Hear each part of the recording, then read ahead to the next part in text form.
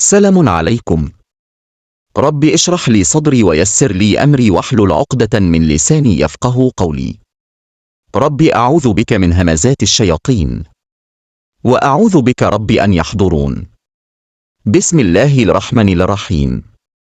الحمد لله رب العالمين। এই ভিডিওটির আলোচ্য বিষয় কোরআনের সর্বশেষ নাজিলকৃত আয়াত কোনটি? হাদিসের মান সহিহ বুখারী তাওহীদ পাবলিকেশন 4544। রাসূলুল্লাহ সাল্লাল্লাহু আলাইহি ওয়াসাল্লাম এর উপর অবতীর্ণকৃত শেষ আয়াতটি হল সুদ সম্পর্কিত। হাদিসের মানও সহিহ বুখারী তাওহীদ পাবলিকেশন 4065। আমি বারা রাদিয়াল্লাহু আনহুম কে বলতে শুনেছি যে সর্বশেষ নাজিলকৃত সূরা হচ্ছে বারাত অর্থাৎ আত-তওবা এবং সর্বশেষ নাজিলকৃত আয়াত হচ্ছে ইয়াস্তাফতুনাকা কুলিল্লাহু ইউফতিকুম ফিল কালালা। হাদিসের মানও সহিহ বুখারী তাওহীদ পাবলিকেশন 45।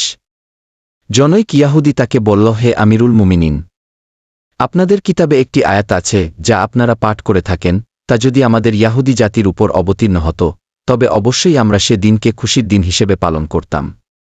তিনি বললেন, কোন আয়াত? সে বলল, আজ তোমাদের জন্য তোমাদের দিন পরিপূর্ণ করলাম ও তোমাদের প্রতি আমার নিয়ামত সম্পূর্ণ করলাম এবং ইসলামকে তোমাদের দিন মনোনীত করলাম। সূরা মাইদা 5 আয়াত 3। উমার রাদিয়াল্লাহু আনহু বললেন, এটি যে দিনে এবং যে স্থানে নবী সাল্লাল্লাহু আলাইহি ওয়াসাল্লাম এর উপর অবতীর্ণ হয়েছিল তা আমরা জানি। তিনি সেদিন আরাফায় দাঁড়িয়েছিলেন আর সেটা ছিল জুমহর দিন। হাদিসের মানও সহিহ মুসলিম ইসলামিক ফাউন্ডেশন 7243। তিনি বলেন, ওফাতের পূর্ব সময় হতে ওফাত পর্যন্ত সময়ের মধ্যে আল্লাহ তাআলা রাসূলুল্লাহ সাল্লাল্লাহু আলাইহি ওয়াসাল্লাম এর প্রতি অনবরত ওহী নাজিল করেন। যে দিন রাসূলুল্লাহ সাল্লাল্লাহু আলাইহি ওয়াসাল্লাম ইন্তিকাল করেন সেদিন তার প্রতি বিপুল পরিমাণ ওহী নাজিল হয়। এই 4টি হাদিস আমরা পর্যালোচনা করে দেখতে পাচ্ছি প্রত্যেকটা হাদিস ভিন্ন ভিন্ন মতামত দিচ্ছে। প্রথম হাদিসে সূরা আল বাকারা 2 আয়াত 281কে শেষ নাজিলকৃত আয়াত বলা হচ্ছে।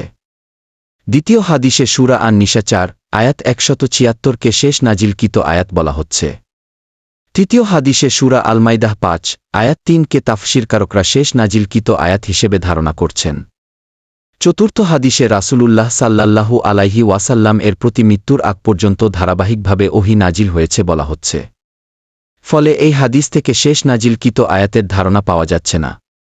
পরবর্তী ভিডিও পেতে আমাদের সঙ্গে থাকুন। সালামুন আলাইকুম। আল্লাহ হাফেজ।